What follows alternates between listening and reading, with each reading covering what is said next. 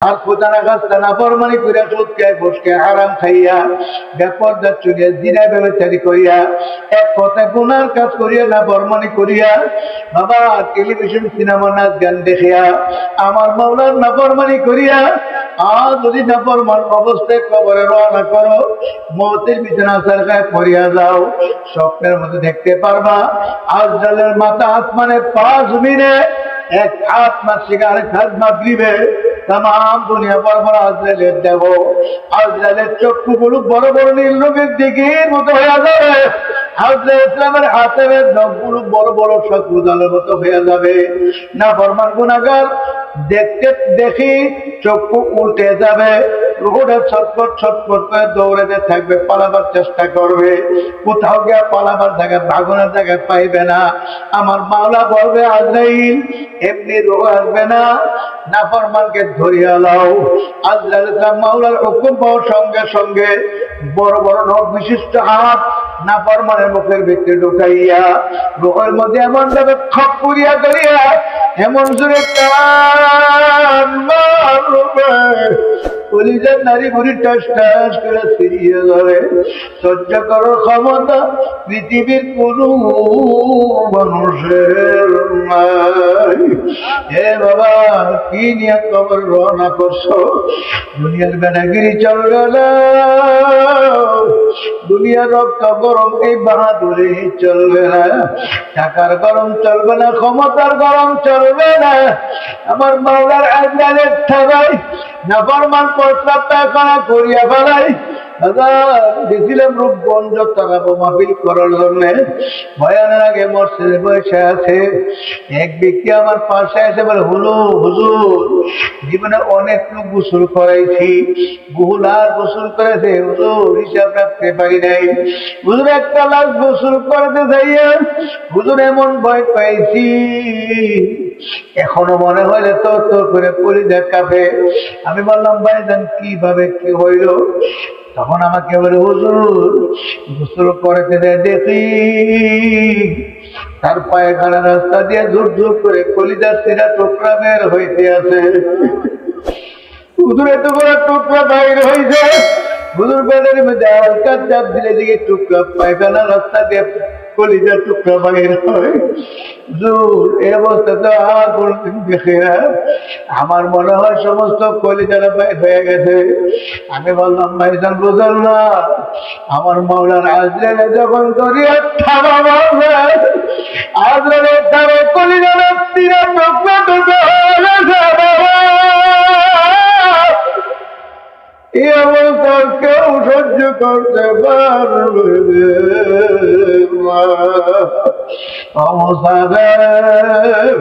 বান্ধবী বহুদূরে ঠিকানা আজবি জানা কালবি জানা খবর আখের ঠিকানা হে কবর যাত্রীরা মুসাফিরের দলেরা কি নিয়ে কবরে রওনা করছো কবর খবর বারবার বারবার ডাকতে আছে আনা বাইতুল ওয়াদা আমি এক একের ঘর আনা বাইতুল জুলমা আমি অন্ধকার ঘর আমার ঘর বেজারা আসতে আছো ইমান আমলের সাথে আর বাকি নিয়ামত করবে আইসো খবরদার খবরদার নাফরমানি করে আমার গর্বে কেউ আসেও না হে আল্লাহর বান্দা বান্দিরা আজকে আমার আপনার কবরে ভয় নাই জাহান্নামের ভয় নাই আজকে আমার আপনার আযাবের ভয় নাই আমার আপনার অন্তরে বাবার মওতেরও কোনো ভয় নাই অথচ আল্লাহ ওলিদের জীবনী তালাশ করলে দেখা যায় যাদের জীবনে নামাজ কাজা নাই এমনকি যাদের জীবনে তকবীর ওলাও ছোটে নাই তাদের জিন্দগি তালাশ করলে দেখা যায় তারা আমার মাওলার ভয়ে জাহান্নামের ভয়ে কত কাঁদন কাঁদছে বাবারে একদিন মাত্র আসর নামাজের জামাতের তাকবীর ওলা ছোট ছিল আমাদের বিবারিয়ার মুফতি নুরুল্লাহ সাহেব রাহমাতুল্লাহি আলাইহি আমি একদিন দেখছি, আমিও সেদিন আসর নামাজ বড় মসজিদে পড়ছিলাম, হুজুর আমার ডান পাশে আজাদার পাইল, মাত্র তাকবীর ওলা পাই নাই। নামাজ শেষ করে হুজুর আমাকে বলল, ওই খাদেমকে ডাক দাও। আমি খাদেমকে ডাকলাম, হুজুরের কাছে খাদেম এসে বলল, হুজুর আমি ভুলে গেছি, আমি মাপ চাই। হুজুর বলল, তুমি ভুলে গেছো? আমার তো তাকবীর ওলা ছুটে গেছে। হুজুর আফসোস করলো, আর চোখের পানি ছাড়িয়া কাঁদলো, আমার তাকবীর ওলা ছুটে গেছে। আমি তো তোমার জন্য পয়সা রয়েছি, আমি হাঁটতে পারি না, তুমি আমার নিয়ে যাইবা। আমি তোমার অপেক্ষায় বসে আছি, তুমি আমার কি করলা? সর্বনাশ করলা। এমন আফসোস করলো,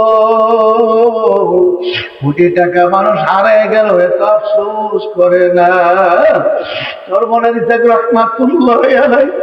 আমি কুমিল্লা হুজুরের মুখে শুনছি, আল্লাহর কুতুবের বালেগের পর থেকে রাত পর্যন্ত এক ওয়াক্ত নামাজের জামাতের তাকবীর ওলা শোনে নাই। আল্লাহর ওলি সফর করে বাড়ি যায়, ছেলে মেয়েদের স্ত্রী পুত্রদের নিয়ে একসঙ্গে খানা খাইতেন। একদিন জোহরের পরে খানার জন্য ছেলে মেয়েদের নিয়ে বসছে, খানা আসতে দেরি হইতে আছে। হুজুর বলল, তোমরা বসো, এটা তোমার আম্মা জান দেরি করতে আছে কেন? হুজুর হাঁটতে হাঁটতে পাক করে দরজার সামনে যায়, দেখে হুজুরের বিবি চুলার আগুনের দিকে যায় আছে, কান্দে। হুজুর বলে, বিবি আপনি কান্দেন কেন?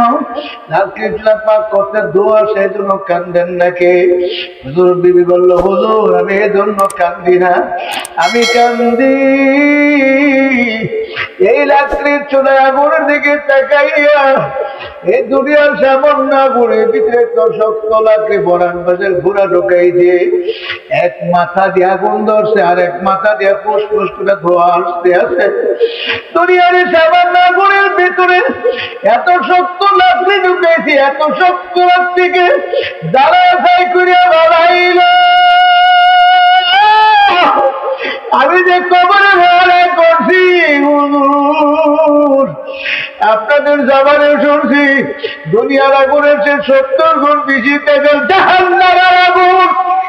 আমি কবরে ভাড়া করছি, আল্লাহ না করে আমার কবরে যদি জাহান্নামের আগুন হয়ে যায়, আমি জাহান্নামের আগুন কেমনে সহ্য করব? ওই জাহান্নামের ভয়ে আমি কান্দে। এমনি আল্লাহর কুতুব একটা চিৎকার দিয়ে বিবির ঘরে ধরিয়া এমন কান্দন বলল, আমার মাওলানা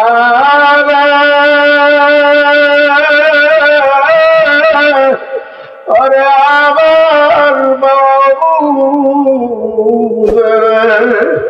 তুমি যদি মাফ না করো এমন কেমনে সহ্য করব? আল্লাহু আল্লাহ।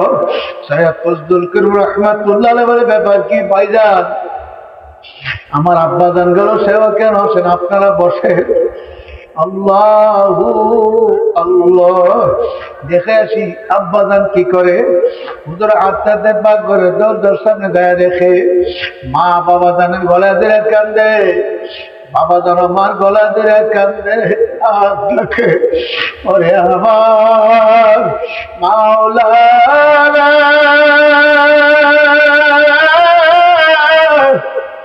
ওরে আমার মাসুক,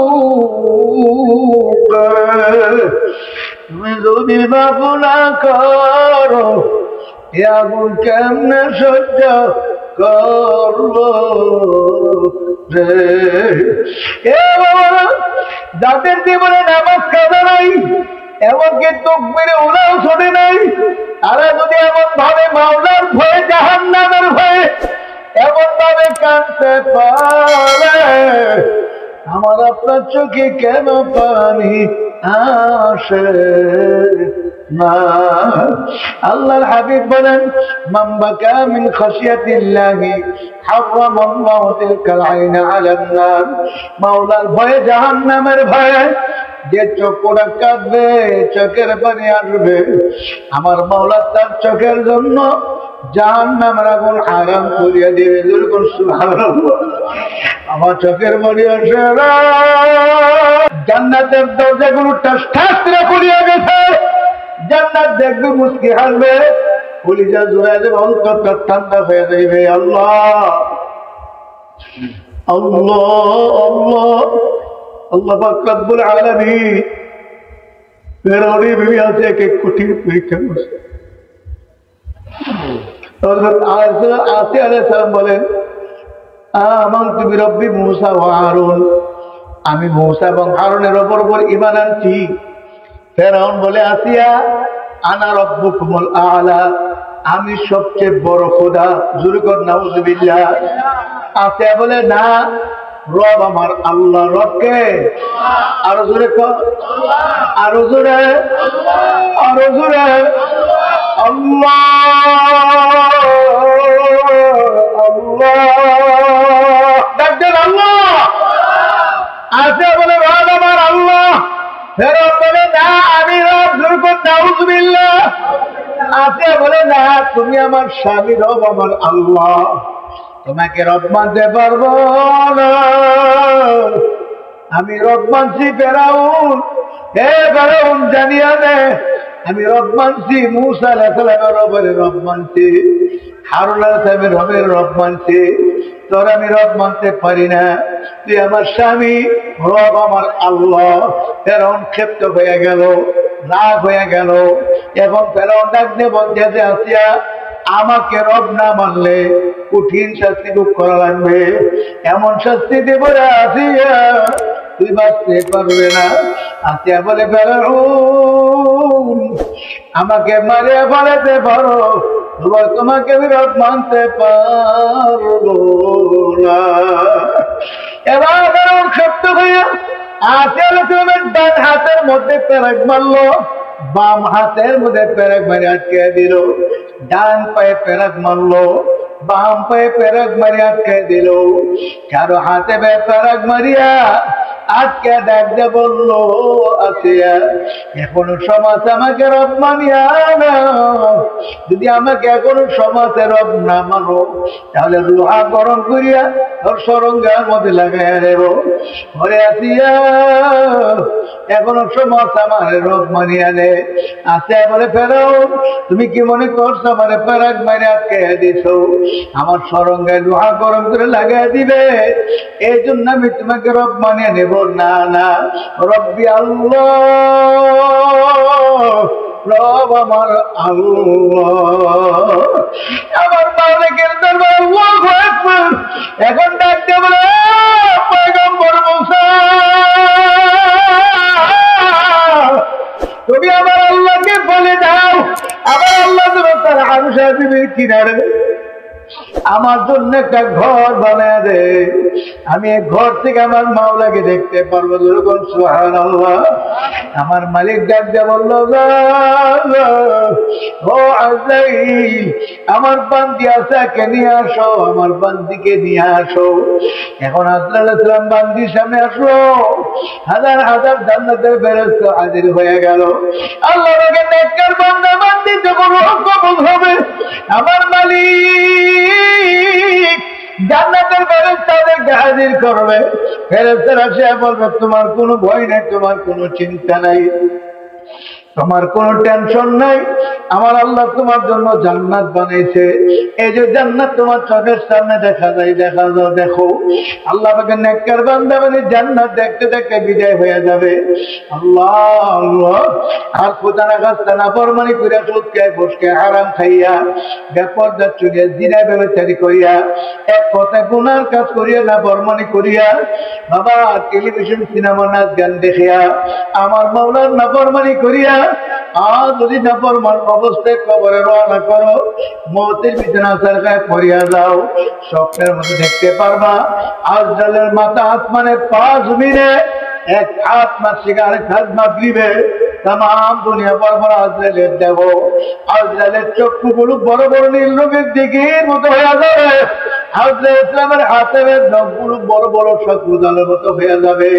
নাফরমান গুনাহগার দেখতে দেখি চক্ষু উল্টে যাবে, রুহুটা ছটফট ছটফট করে দৌড়াতে থাকবে, পালাবার চেষ্টা করবে, কোথাও গিয়ে পালাবার জায়গা ভাগনের জায়গায় পাইবে না। আমার মাওলা বলবে আজরাইল এমনি রুহ আসবে না, নাফরমানকে ধরিয়া লাও। আজরাইল মাওলার হুকুম পাওয়ার সঙ্গে সঙ্গে বড় বড় নখ বিশিষ্ট হাত নাফরমানের মুখের ভিতরে ঢুকাইয়া রুহের মধ্যে এমন ভাবে খপ করিয়া করিয়া এমন জোরে টান মারবে, কলিজার নারী বুড়ি টাস টাস করে ফিরিয়ে যাবে। সহ্য করার ক্ষমতা পৃথিবীর কোন মানুষের নাই। হে বাবা, কি নিয়ে কবর রওনা করছো? দুনিয়ার বেড়াগিরি চলবে না, দুনিয়ার রক্ত গরম এই বাহাদুরি চলবে না, টাকার গরম চলবে না, ক্ষমতার গরম চলবে না। আমার মাওলার আজরাইলের ঠাগাই নাফরমান প্রস্তাব পায়খানা করিয়া ফেলাই। গেছিলাম রূপগঞ্জ তারাবো মাহফিল করার জন্য, ভয়ানের আগে মসজিদে বসে আছে এক ব্যক্তি আমার পাশে এসে বলে, হুজুর জীবনে অনেক লোক গোসল করাইছি, বহুলার গোসল করেছে হুজুর, হিসাব রাখতে পারি নাই। হুজুর একটা লাশ গোসল করতে যাইয়া হুজুর এমন ভয় পাইছি, এখনো মনে হইলে তোর তোর করে কলিজা কাঁপে। আমি বললাম ভাইজান কিভাবে কি হইল? তখন আমাকে বলে, হুজুর গোসল করতে দেখি তার পায়খানা রাস্তা দিয়ে ঝুর ঝুর করে কলিজার সিরা টুকরা বের হইতে আছে। হুজুর এত বড় টুকরা বাইর হয়েছে, হুজুর পেটের মধ্যে হালকা চাপ দিলে দিকে টুকরা পায়খানা রাস্তা দিয়ে কলিজার টুকরা বাইর হয়। হুজুর এই অবস্থা তো আর কোনদিন দেখে না, আমার মনে হয় সমস্ত কলিজারা বাইর হয়ে গেছে। আমি বললাম ভাইজান বুঝল না, আমার মাওলার আজরাইল যখন দরিয়া থামা বলবে, আজরাইলের ধারে কলিজারা তিরা টুকরা টুকরা হয়ে গেছে। এই অবস্থা কেউ সহ্য করতে পারবে অবসাদে বান্ধবটুরি বহু দূরে ঠিকানা, আজবি জানা কালবি জানা খবর আখের ঠিকানা। হে কবর যাত্রীরা, মুসাফিরের দলেরা, কি নিয়ে কবরে রওনা করছো? কবর বারবার বারবার ডাকতে আছে, আনা বাইতুল ওয়াদা, আমি এক একের ঘর, আনা বাইতুল জুলমা, আমি অন্ধকার ঘর। আমার ঘর বেজারা আসতে আছো, ইমান আমলের সাথে আর বাকি নিয়ে আমার গর্বে আইসো। খবরদার খবরদার, নাফরমানি করে আমার গর্বে কেউ আসেও না। হে আল্লাহর বান্দা বান্দিরা, আজকে আমার আপনার কবরে ভয় নাই, জাহান্নামের ভয় নাই, আজকে আমার আপনার আযাবের ভয় নাই, আমার আপনার অন্তরে বাবার মওতেরও কোনো ভয় নাই। অথচ আল্লাহর ওলিদের জীবনী তালাশ করলে দেখা যায় যাদের জীবনে নামাজ কাজা নাই, এমনকি যাদের জীবনে তকবীর ওলাও ছোটে নাই, তাদের জিন্দেগি তালাশ করলে দেখা যায় তারা আমার মাওলার ভয়ে জাহান্নামের ভয়ে কত কাঁদন কাঁদছে। বাবারে একদিন মাত্র আসর নামাজের জামাতের তাকবীর ওলা ছোট ছিল। আমাদের বিবারিয়ার মুফতি নুরুল্লাহ সাহেব রাহমাতুল্লাহ আলাইহি, আমি একদিন দেখছি, আমিও সেদিন আসর নামাজ বড় মসজিদে পড়ছিলাম, হুজুর আমার ডান পাশে আজাদার হইল, মাত্র তাকবীর ওলা পাই নাই।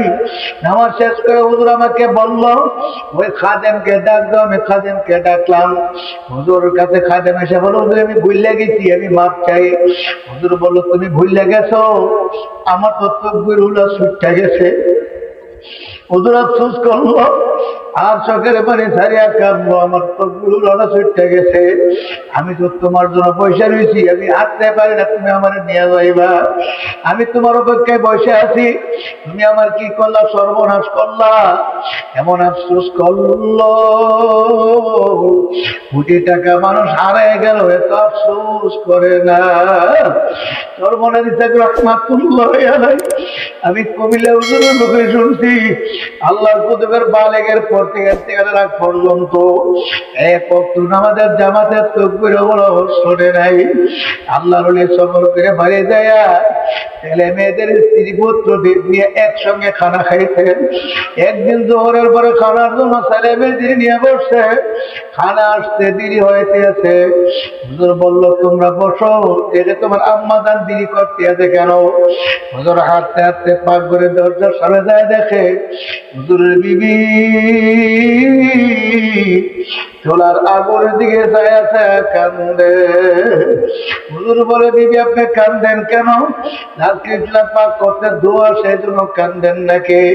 হুজুর বিবি বলল হুজুর আমি এই জন্য কান্দি না, আমি কান্দি এই রাত্রির চুলায় আগুনের দিকে তাকাইয়া এই দুনিয়ার সামান্য আগুনের ভিতরে তো শক্ত লাকড়ি বরান বাজার ঘোরা ঢোকাই দিয়ে এক মাথা দিয়ে আগুন ধরছে আর এক মাথা দিয়ে ফুসফুস করে ধোয়া আসতে আছে। দুনিয়ার সামান্য আগুনের ভিতরে এত শক্ত লাকড়ি ঢুকাইছি, এত শক্ত লাকড়িকে জ্বালা ছাই করিয়া বাড়াইল। আমি যে কবরে ভাড়া করছি আপনাদের জবানে শুনছি দুনিয়ার আগুনের সে 70 গুণ বেশি তেজের জাহান্নামের আগুন। আমি কবরে ভাড়া করছি, আল্লাহ না করে আমার কবরে যদি জাহান্নামের আগুন হয়ে যায় আমি জাহান্নামের আগুন কেমনে সহ্য করব? ওই জাহান্নামের ভয়ে আমি কান্দে। এমনি আল্লাহর কুতুব একটা চিৎকার দিয়ে বিবির ঘরে ধরিয়া এমন কান্দন বলল আমার মাওলানা ওরে আমার মাবুদ তুমি যদি মাফ না করো এ আগুন কেমনে সহ্য করব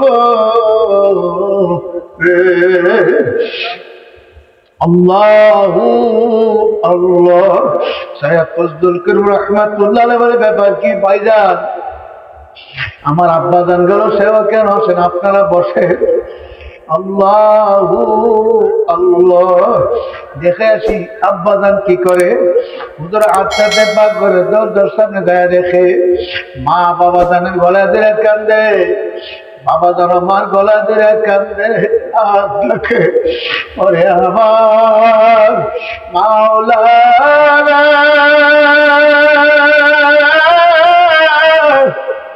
ওরে আমার মাসুক